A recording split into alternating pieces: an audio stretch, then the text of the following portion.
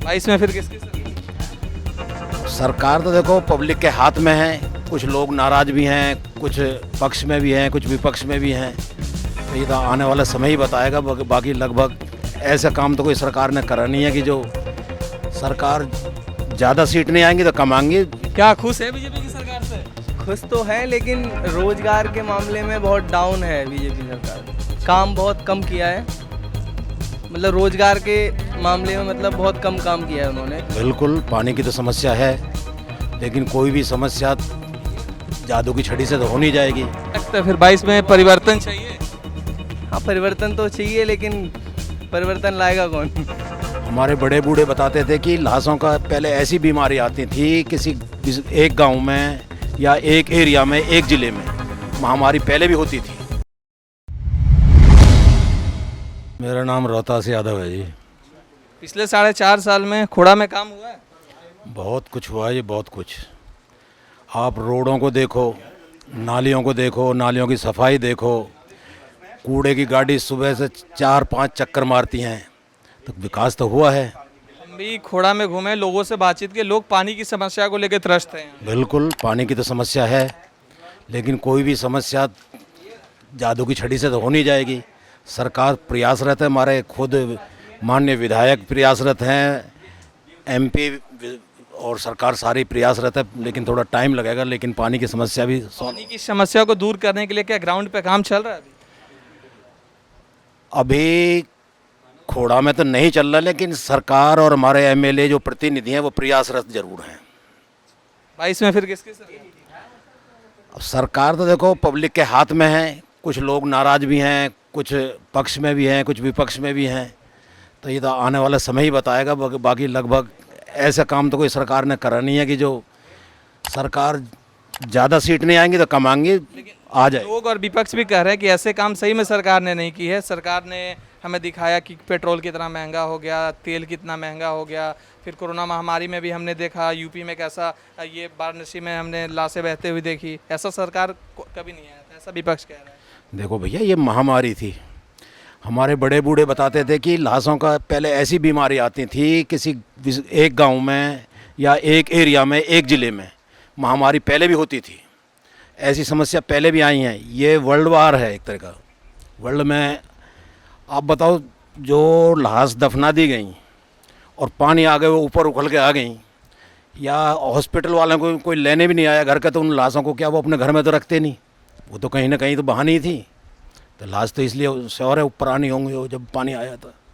विपक्ष और लोग ऐसा कह रहे हैं कि शिक्षा पे योगी जी ने कुछ काम नहीं किया है, क्योंकि शिक्षा पे अखिलेश यादव की सरकार थी तो लैपटॉप बांटी गई, साइकिल बांटी गई, लेकिन इनकी सरकार में शिक्षा को एकदम नेग्लेक्ट कर दिया गया। साइकिल बांटने से शिक्षा आ जाएगी? लैपटॉप भी तो दिया गया लोगों को डिजिटल माध्यम से पढ़ाई करने के लिए। कै को दे दिया होगा? कै को दे दिया होगा? उन्होंने आंकड़े भी पेश किए थे। नहीं नहीं, आंकड़े से कै को दे दिया होंगे लैपटॉप? मैं तो ऐसे ऐसे बच्चे दिखा गरीबों के जिन्हें लैपटॉप जानते भी नहीं, कहाँ लैपटॉप से पढ़ लेंगे। लैपटॉप भी अमीरों के उनके ही पढ़ेंगे जिनके कॉन्वेंट स्कूल में पढ़ रहे होंगे। तो इनकी सरकार में क्या किया गया शिक्षा के लिए? शिक्षा के लिए आप एक उदाहरण दूं मैं आपको। हाँ? आप खोड़ा गांव के प्राइमरी स्कूल में चलो, जो कम से कम 50 साल पुराना स्कूल था। आज उस स्कूल में जाके देखो, क्या सफाई, क्या फर्नीचर, टॉयलेट जिनको बच्चे पैर से दबा देते हैं ना तो लैट्रिन साफ हो जाती है। वो मतलब विपक्ष का जो दावा है वो खोखला है, काम हुआ है पिछले। की मैं नहीं कह सकता, खोड़ा गांव के प्राइमरी स्कूल की मैं कह सकता हूँ। खोड़ा में काम हुआ है बिल्कुल, प्राइमरी स्कूल को आप जाके देखो, जो प्राइवेट स्कूल है उनको फेल कर रहा है। तो फिर से खोड़ा से जीत रहा है बीजेपी?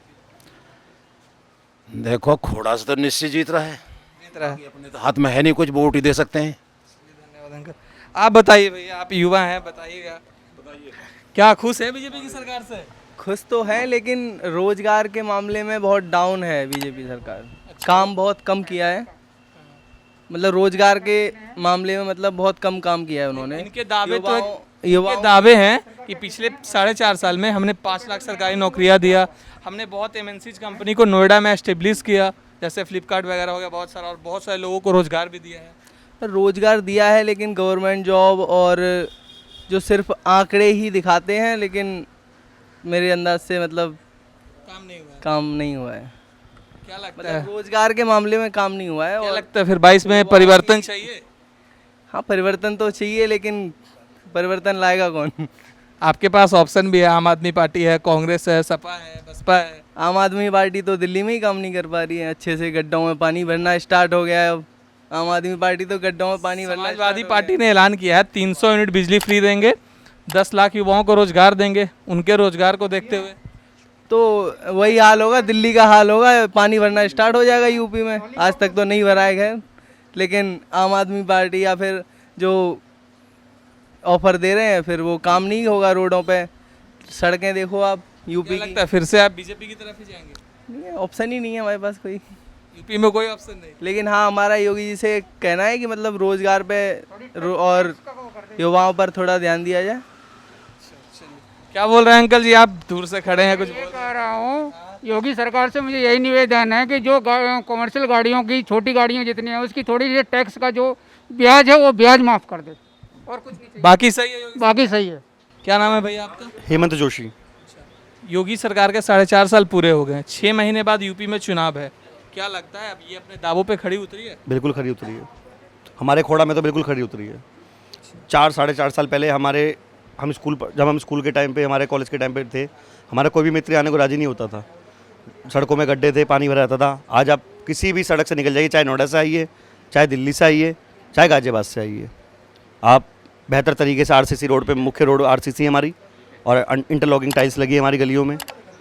शाम 6 बजे के बाद शायद ही सीपी में भी इतना उजाला होता होगा जितना उजाला हमारे खोड़ा में होता है। पिछले 4.5 साल में खोड़ा में विकास हुआ है। पूरा विकास हुआ है, पूरा विकास। रोजगार को लेके क्या कहना है आपका? रोजगार को लेके इतना ही कहना है कि कोशिशें सरकार कर रही है, अच्छा है।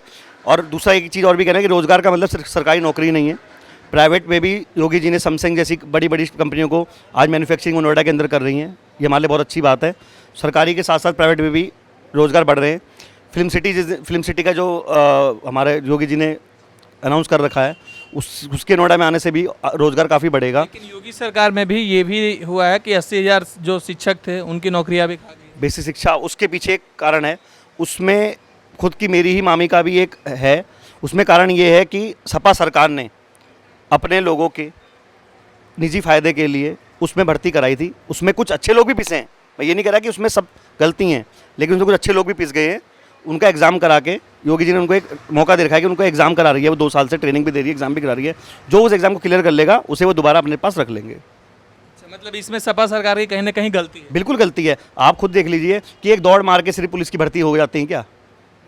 फिर हमारे सपा सरकार में हुई है ना, एक दौड़ पे ही सिर्फ भर्ती करी गई थी ना। ये बताइए, इस कोरोना महामारी में योगी सरकार पे विपक्ष काफ़ी हमलावर था, बोल रहा था कि ना चिकित्सा पे काम किया इन्होंने। वो देखा हमने वाराणसी में कैसे लाशें बह रही थी, या यूपी में लोग ऑक्सीजन के लिए त्रस्त दिख रहे थे हमें। यह आपातकाल था, इमरजेंसी की तरह हालात थे। सिर्फ उत्तर प्रदेश में नहीं, पूरे विश्व में ये हालात थे।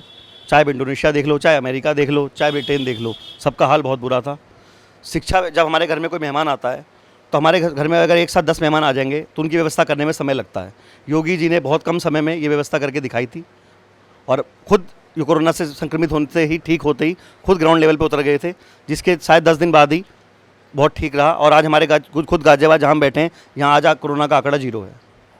हम जब यूपी के डेवलपमेंट की बात करते हैं तो लोग ऐसा बोलते हैं कि अखिलेश के जितने भी फ्लाईओवर बनाए गए हैं, जितने काम है, उसी को बस बीजेपी ने लीपापोती करके आगे बढ़ाया है, बाकी अपने ये कार्यकाल में कुछ डेवलपमेंट नहीं किया है। अखिलेश ने हमारे वहाँ एक एलिवेटेड नाम का एक फ्लाईओवर ये टाइप का बनाया था, छोटा सा, उसके भी बिना गवर्नमेंट परमिशन लिए वो बना रहा था। सिर्फ किस लिए कि हमारी सरकार है, फटाफट हमारे लोगों को ठेकेदारी मिल जाए, हमारे पास पैसे पहुँच जाए, और कुछ नहीं है। बाकी आज पूर्वांचल एक्सप्रेस वे तैयार है, बाबा जी की देन है, जो यहाँ से हम सीधा दिल्ली से सीधा लखनऊ और पूर्वांचल पहुँच जाएंगे। तो इससे बड़ा शायद एक्सप्रेस वे शायद ही उत्तर प्रदेश की आज तक में किसी ने बनाया, मायावती ने भी नहीं बनाया।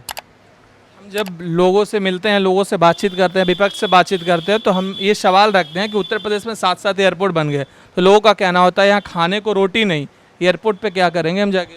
हर चीज़ की ज़रूरत अलग अलग है। अगर एयरपोर्ट आज हमारे आसपास में हिंडन एयरपोर्ट खुला है, जेवर एयरपोर्ट खुला है, साहिबाबाद, गाजियाबाद, नोएडा खुद औद्योगिक क्षेत्र है, यहाँ पे उद्योग काफ़ी है। इंपोर्ट एक्सपोर्ट करने के लिए उड़ानों की, सब चीज़ की ज़रूरत है। अगर वो पास होगा तो और ज़्यादा उनका कंपनी का खर्चा कम होगा, और ज़्यादा कंपनियाँ एस्टेब्लिश होंगी, रोज़गार मिलेगा। हर चीज़ की अपनी ज़रूरत है। रोटी जब भी मिलेगी ना, जब हमारे वो उसके साधन होंगे। पर्याप्त। मतलब पिछले 4.5 साल के कार्यकाल में योगी जी ने जो 17 में वादे किए थे, क्या लगता है उस पर कुछ हद तक खड़ी उतरी है योगी सरकार? बहुत हद तक खड़ी उतरी है, चाहे वो सुरक्षा का मामला हो, चाहे वो किसी चीज़ का मामला हो। आज देश में आज हम सुरक्षित हैं। सीए जैसे चीज़ों पे जहाँ दिल्ली में धरने प्रदर्शन हुए, वहाँ हमारे उत्तर प्रदेश में एक छींटा नहीं गिरा। राम मंदिर की घोषणा हुई, शिलान्यास भी हुआ, हमारे प्रदेश में एक छींटा नहीं गिरा। वरना ये अखिलेश की सरकारें थी जहाँ हमारे ही खोड़ा की एक बेटी से, एक माँ से बुलंदशहर बलात्कार हुआ, और उसी बलात्कारी को आज योगी सरकार में एसटीएफ द्वारा गोली मार के ख़त्म कर दिया गया, उसी बलात्कारी को। इसी योगी सरकार में हमने हाथरस देखा, उन्नाव देखा, और बीजेपी के ही मंत्री कुलदीप सेंगर वगैरह को भी हमने देखा। इस पर क्या कहें? कुछ घटिया मानसिकता के लोग हर जगह होते हैं, उनको उसी समय तुरंत जहाँ से जैसा मिला उनको उसी समय पार्टी से बाहर करा गया। कुलदीप सेंगर जी की वाइफ को भी टिकट की घोषणा शायद कुछ हुई थी, विरोध करने पे पार्टी के लोगों द्वारा विरोध करने पे उन्हें टिकट काट के बाहर का रास्ता दिखाया गया।